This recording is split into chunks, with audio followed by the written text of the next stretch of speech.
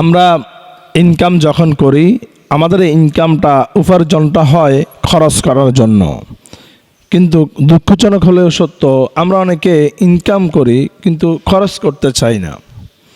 আমরা কার্পণ্যতা করি, কৃপণতা করি, বখিলতা করি, দানও করতে চাই না, সদকাও দিতে চাই না, নিজের জন্য খরচ করতে চাই না, পরিবারের জন্য খরচ করতে চাই না, ছেলে সন্তান মা বাবার জন্য খরচ করতে চাই না। অর্থাৎ আমরা টাকা পয়সাকে ধরে রাখতে চাই, জমা করতে চাই।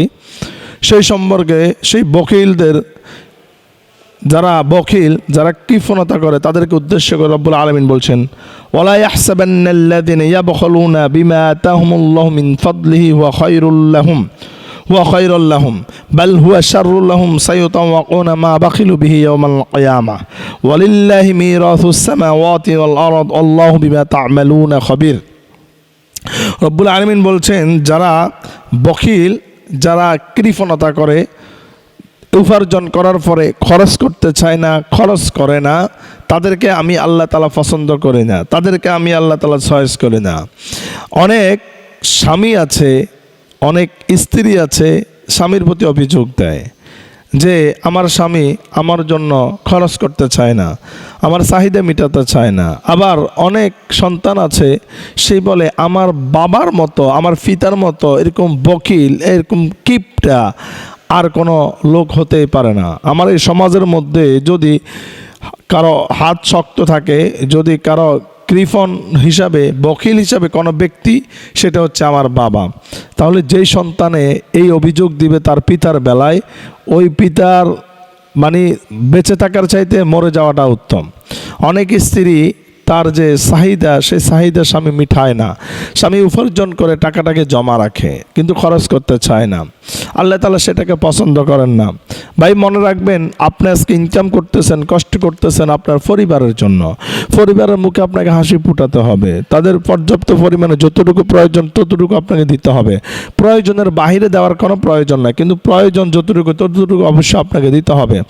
এই যে রমজান মাস চলতেছে, সামনে একটা ঈদ, এই ঈদের সময় অন্যান্য বাচ্চাদের মুখে যেমন তার মা বাবা মুখের মধ্যে হাসি ফুটায়, অন্যান্য স্বামী যখন তার স্ত্রীর মুখে হাসি ফুটায়, অন্যান্য ছেলে সন্তান যেভাবে তার মা বাবার মুখে হাসি ফুটায়, অন্যান্য ভাই বোন যেমন তার ভাই বোনের মুখে হাসি ফুটায়, ঠিক একইভাবে আপনি পিতা হিসাবে আপনার সন্তানের মুখে হাসি ফুটাতে হবে, আপনার স্বামী হিসাবে আপনার স্ত্রীর মুখে হাসি ফুটাতে হবে, আপনি সন্তান হিসাবে আপনার মা বাবার মুখে হাসি ফুটাতে হবে, আপনার যোগ্য ভাই হিসাবে আপনার ভাই বোনের মুখের মধ্যে আপনাকে হাসি ফুটাতে হবে।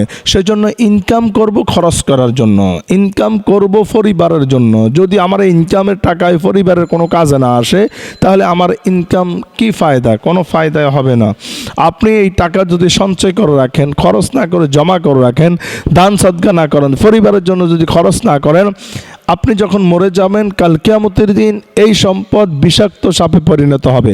আর বিষাক্ত সাপে পরিণত হয়ে বলবে, আপনাকে ধাওয়া করবে, আপনি দৌড়াতে থাকবেন, সর্বশেষ আপনাকে দৌড়ে আপনার সারা শরীরের মধ্যে পেঁচিয়ে, গলা পর্যন্ত পেঁচিয়ে আপনার মুখোমুখি সাপটা এসে বলবে, আনা মালুক আনা কানজুক, আমি তোমার দুনিয়াতে জমাকৃত সম্পদ, সঞ্চয় করা সম্পদ, আমাকে নাও, ব্যবহার করো, আমাকে ভোগ করো।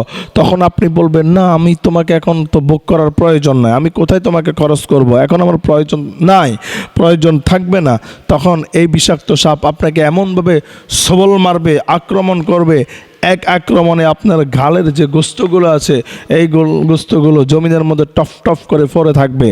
হাদিস শরীফ প্রমাণ, এই জাহান্নামের বিষাক্ত যে সাপগুলো আছে, একটা সাপ যদি দুনিয়ার মধ্যে, তাদের একটু বিষটাকে যদি দুনিয়ার মধ্যে দিয়ে দিতেন, তাহলে শীষ যদি দিয়ে দিতেন, এই দুনিয়া তামা হয়ে যেত, দুনিয়ার মধ্যে কিয়ামত পর্যন্ত কোনো গাছপালা তরুলতা জন্মিত না।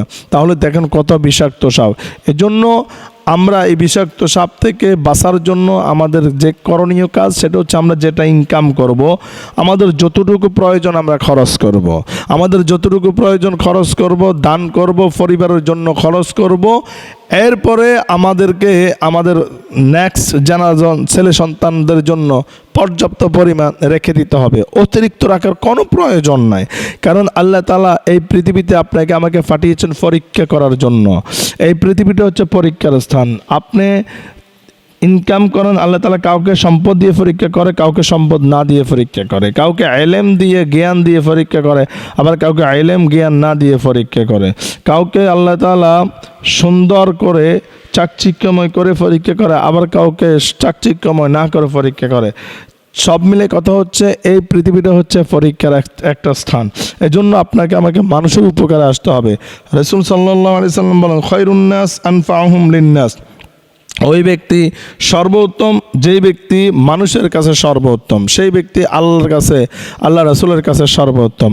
ওই ব্যক্তি আল্লাহর কাছে সর্বোত্তম যে ব্যক্তি তার পরিবারের কাছে সর্বোত্তম।